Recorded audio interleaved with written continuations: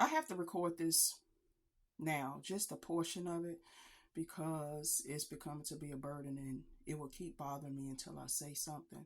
So Saturday, maybe early evening, I was very tired. I had been up like it was a long day. I had probably been up since 3 a.m. So I decided to take a nap. I said I just set an alarm to wake up in an hour. That 1 hour turned into 3 hours. Now, what was any of this on my mind before I went to sleep? No, it was not. So in the dream, there was a 5-year-old girl with me. Except the way her speech, the way she could articulate words and hold a conversation was if somebody that was probably 25, 30 years old. So she proceeded to tell me about children being in basements and underground. And this is not the first time that I've had dreams about that. I've had dreams about tunnels when I was in the 7th grade twice, and I didn't know what to think of it until I heard Ted Gunderson's testimony in I think it was the McMartin preschool or McMartin school case where they found the tunnels at.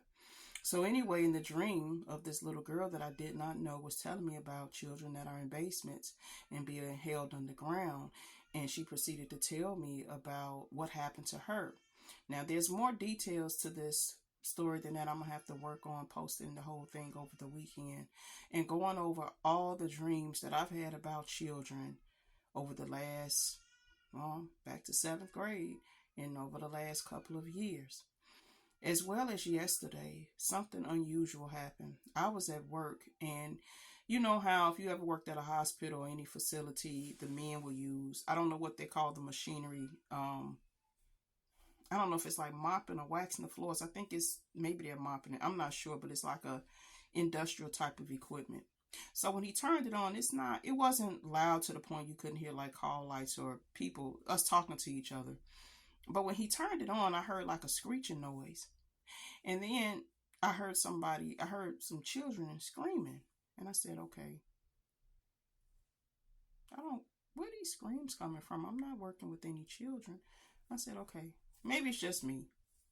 I kept hearing it. So I turned to my coworker. I said, whose kids are those screaming? And she looked at me like, huh? Whose kids are screaming? She's like, what kids? You don't hear that?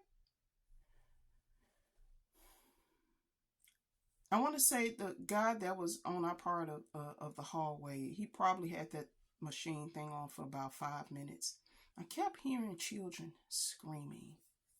I know what I heard. And you know how you try to, maybe it's not, okay, something else. No, for those 5 minutes, I could literally hear children, screaming. I've done a video about this before, about the statistics of so many missing children. And I'm sure many of you have heard of Allie Carter. And there's another one. She might not be as outspoken as Allie. Jessica, I think it's pronounced Setsabar, something like that. But if you listen to their testimonies to know of them, you have to go on alternative platforms to find those kind of stories, what they've been through and what they've experienced. But I know I heard children screaming at work. I know this little girl was telling me about children being in the basement. I've had dreams about children. No, you know what? Yeah, I'm thinking I had a dream about children when I was 14. So yeah, around the 6th, 7th grade. So where are all these missing children? They're somewhere.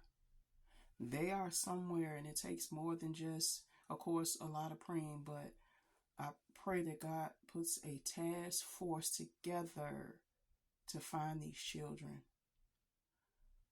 As the Bible says, it would be better for a millstone to be tied around their neck than to offend one of these little ones. So I'll do a follow-up video soon, but I just had to put that out.